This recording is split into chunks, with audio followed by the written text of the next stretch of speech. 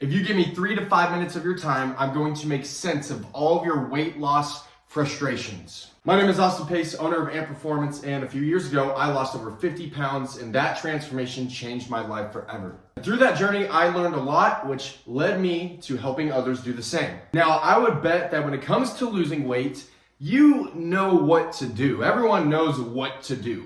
Eat less, move more. And yes, that's true. But that will only get you so far before you rebound. My guess is you are looking for permanent results. You don't want to have to sacrifice your lifestyle short term just to get an outcome that you know is not going to last because you can't sustain the sacrifices that you've made. So why? Why do a lot of us achieve the weight loss results but struggle to make these results permanent? First, you must understand the priorities of nutrition and what actually matters and what actually drives weight loss results. This is my pyramid of priorities, and the number one priority, most important thing, is calories. Basically, if you eat 100% healthy, but you just eat too many calories to put you in a surplus, you're not gonna lose weight. Second on the list is macronutrients. Most people have heard of macros. These are your carbs, your fats, and most importantly, your protein. And actually, for my strategy, the protein is just as important as the calories. Well, why do calories matter again? Well, that is gonna dictate our body weight, the pounds on the scale. And why protein over the other two macros? Well, because protein is going to dictate our body composition, AKA inches. And the reason protein is just as important as calories is you could be eating the perfect amount of calories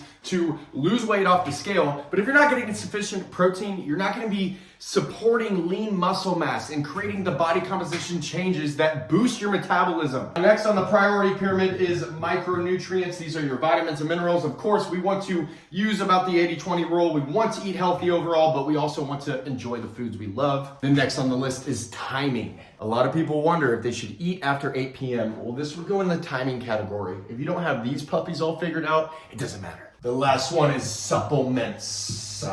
We're not even gonna get into that today. So how much protein should you eat every day? It is the most simple formula to take your body weight and do that in grams of protein per day. So I weigh 200 pounds. That means I would eat 200 grams of protein per day. Now, everything I just explained, you may already know. So the ultimate challenge becomes, how can we consistently eat our body weight in grams of protein every single day? When we have new people come in, the most common thing is they've been under eating. And if we need to add calories to their diet, well, if you look at 1 gram of protein, that is 4 calories. Well, their protein intake is too low as well. So we increase their calories through an increase of protein to finally get them to eat this amount every single day. But still, it's challenging. How can you eat that much protein every single day? Not just Monday through Thursday and slack off 3 days of the week. That's almost 50% of the year. We have men and women that come to us and they are frustrated with their attempts to lose weight sustainably in the past. And they're consistently training hard. They're lifting weights. And in fact, a lot of them love the workout part of the equation, but they're training hard. They're dedicated. They're trying to get stronger. Well, they are under eating, and it's a problem. If you are under eating protein, but eating enough calories even, you're still not in a position to support muscle gain or muscle retention. That's ultimately what needs to happen to change your metabolism. So I tell them oftentimes, your metabolism's probably so compromised that if you were to just stop lifting and stayed on your diet, you would probably actually break through your plateau. You're not gonna gain any muscle,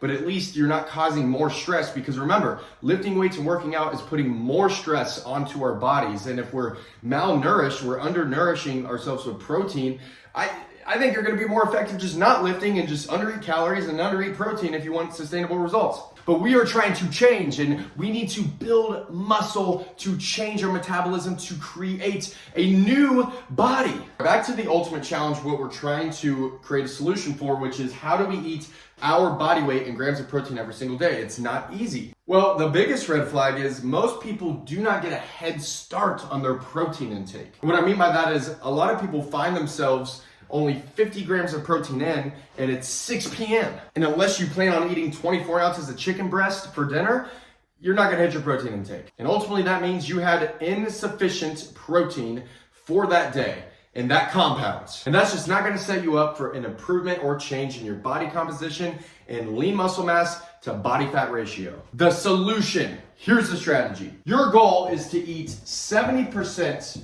of your day's protein intake by 1 p.m. So again, I weigh 200 pounds. That's 200 grams of protein every single day. That means that I need to eat 130 grams of protein by 1 p.m. every day. We consider this your protein window. Now, if you download our free secret high protein nutrition strategy guide, we're gonna walk you through this step by step and give you your own template so you can do this yourself with your numbers. But the only rule with the protein window is you can eat during that time frame any of the protein sources in the list that we give you, in addition to any amount of fruits and veggies. No added sugars, no added grains, no tortillas, no rice. In your protein window, you're eating the protein sources off our list with any amount of fruits and veggies. And actually, if anything, I suggest you eat, especially fruit. Eat a fruit with every single meal or snack from the protein list. In the guide, you will see examples of what this successfully looks like when someone does the protein window correctly. But here's the beauty of that strategy. It is now 1 p.m.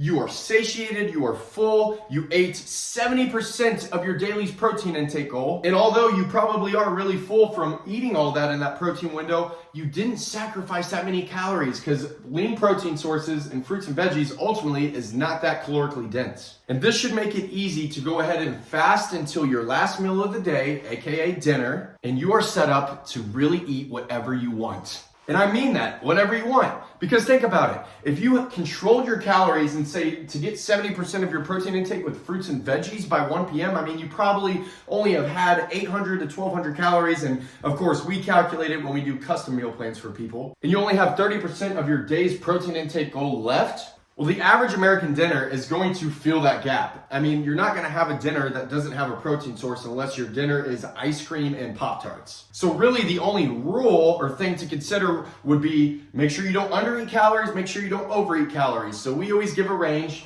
of 600 to 1200 calories. Make sure you don't go under or over that for your dinner. Despite that, it could be Chick-fil-A, it could be a steakhouse, it could be a home-cooked meal.